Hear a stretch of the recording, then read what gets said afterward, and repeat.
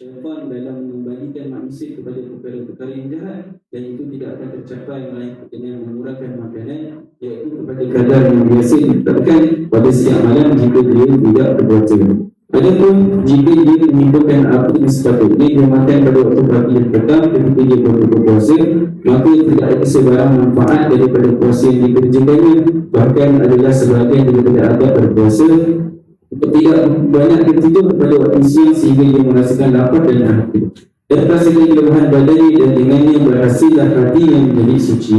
Hendaklah dia mengekalkan keadaan lemah badannya dalam setiap malam al-qadar, agar dia mendapati tahajudnya dan minit malamnya lebih mudah untuk dikerjakan.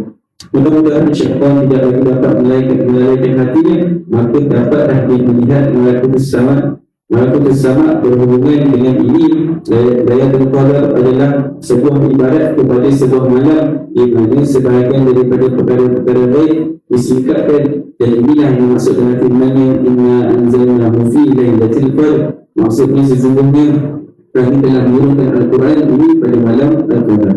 Sesuatu yang menjadikan antara hati dan dada yang penuh dengan makanan, maka ia terhijab daripadanya, dan meskipun seorang memasukkan Qurannya, ia masih juga tidak memadai untuk mengangkat hijab selagi mana dia tidak memasukkan perhatian daripada selain Allah. Inilah dia sekali perkara, dan asas perkara tersebut adalah mengurangkan makanan. Yang keenam, mengikat hati antara ketakutan dan pengharapan, iaitu hatinya menjadi terikat dengan kerisauan antara ketakutan dengan pengharapan, kerana tidaklah dia mengetahui sama ada puasa yang diterima, maka dengannya dia tergolong dalam golongan al-mukarrami, atau ditolak, maka dengannya dia tergolong dalam golongan yang telah mencetuskan kebencian Allah, dan hendaklah dia berada dalam keadaan berhati-hati yang sedemikian setelah selesai setiap ibadah yang dikerjakannya. Telah diriwayatkan bahawa Hasan al-Basri pernah melalui sekumpulan manusia yang sedang ketawa dan berseria.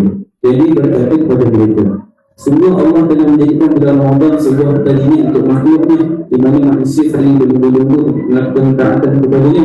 Sebagian daripada mereka telah mengamalkan penyembahan mereka, maka mereka berjaya, dan sebagian pula ketinggalan di belakang.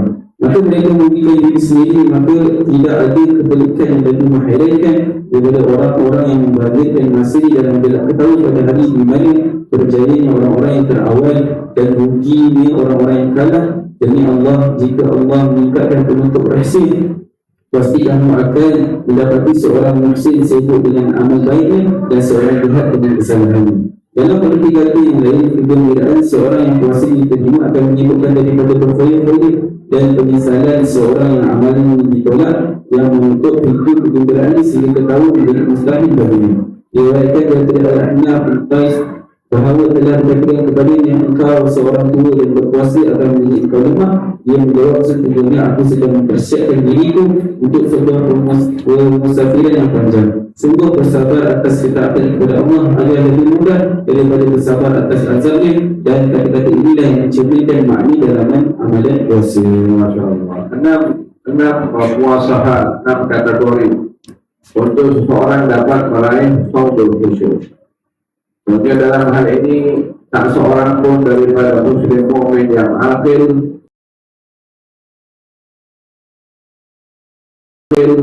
yang hanya berpikir tak ada guna orang berpuasa sedang kalau tidak mendapatkan pahala, susah payah berusaha bekerja dan tidak mendapatkan apa-apa pulangan, walaupun gugur kewajiban dalam melaksanakan puasa tersebut. Disebabkan dikategorikan sebagai golongan yang sah, cuma dia sangat rugi karena tidak mendapatkan hasil daripada puasa. Maka kita yang mengharapkan puasa juga itu sampai kepada saumul khusus, saum orang-orang yang khusus, saum orang-orang yang makbul di sisi Allah Subhanahu wa Ta'ala. Apakah saumul khusus itu? Ada 6 yang disebutkan oleh Imam Al-Ghazali tentang puasa yang khusus yang kita harapkan kita dapat menjaga perkara ini. Yang pertama adalah saumul khusus adalah saumul basar. Nah, ini adalah ayat suka di zaman kita sekarang ini. Tapi walau bagaimanapun taufik akan diberikan oleh Allah kepada mereka yang mahu mencari. Saumul basar menjaga pandangan. Menjaga pandangan ini mempunyai banyak maksud. Yang pertama, tidak memandang aurat orang lain. Kedua, tidak memandang rendah kepada orang lain. Yang ketiga, tidak memandang kenikmatan syahwat saat dia dalam keadaan berpuasa. Pandangan-pandangan seperti ini boleh menjejaskan kesempurnaan puasa itu sendiri, sehingga ia boleh gagal untuk meraih saum khusus. Melihat atau menggunakan pandangan ini baik secara live ataupun secara on the screen juga, maka ia perlu untuk dielakkan juga, karena apa yang ada di gambar, apa yang ada di screen tidak lain dan tidak bukan adalah akan mengingatkan benda yang sama kalau melihat dalam keadaan secara digital, kita melihat awal. Walihada dalam hadis Rasulullah Shallallahu Alaihi Wasallam ketika datang Abdullah bin Ummi Maktum Abdullah bin Ummi Maktum datang untuk berjumpa dengan Rasulullah. Abdullah bin Ummi Maktum dia buta. Maka ketika Rasulullah memerintahkan kepada dua orang istrinya yang ada di belakang Rasulullah agar pakailah kamu kain menutup tubuh badan kamu, ya, untuk menutup auratnya di hadapan Abdullah bin Ummi Maktum. Kata dua istri Nabi itu mengatakan, ya Rasulullah, dia itu buta, tak nampak. Kata baginda Rasulullah, apa umyawani amtuman, kamu buta seperti dia. Disuruh tutup juga oleh Nabi Sallallahu Alaihi Wasallam. Walau bagaimanapun juga perbuatan yang boleh membawa kepada kegagalan ada mukadimahnya. Bila mukadimah itu dielakkan, bila formulanya itu boleh dielakkan, maka orang itu akan terselamat daripada tergelincir kepada hal yang boleh membawa kepada kegagalan tersebut. Alangkah baiknya kalau kita bijak menggunakan handphone. Dalam WhatsApp, dalam Facebooknya, Instagramnya, kadang-kadang muncul tak tahu dari mana itu. Baik berhati memang kalau tak sengaja, bagaimana? Tetapi pada tidak betul tak sengaja itu akan mengingatkan dan akan mengganggu pikiran dan juga boleh menggagalkan kesempurnaan puasa. Pandai-pandailah untuk menjaga alat-alat ini ataupun yang di rumah untuk tidak tergelincir kepada kegagalan. Wallahi, kerugian yang kita dapat bila kita tidak mengambil berat akan hal-hal sedemikian kalau semuanya nanti dibuka oleh Allah. Harta kita nangis darah pun tak ada gunanya.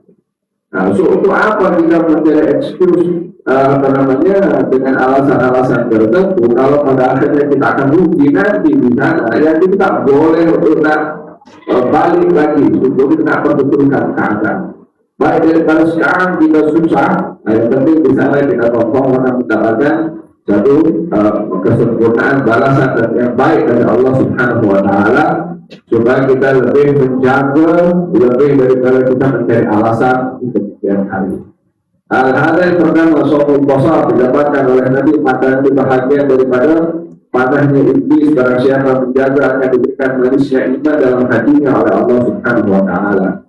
Dan dalam hadis dikatakan khamsun min sirraswain, 5 membatalkan pahala puasa. Jadi kalau membatalkan puasa, membatalkan pahala puasa. Puasanya sah, tapi pahalanya tidak dapat.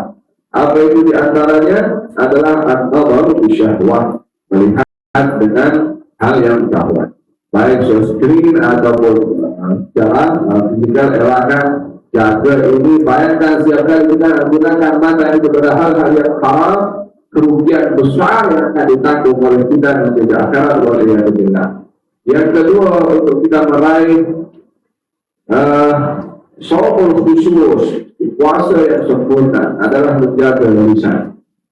Bukan hanya mata, tapi menjaga lisan. Menjaga lisan, hadis menyatakan as-saumu junnah ma lam yahriqha.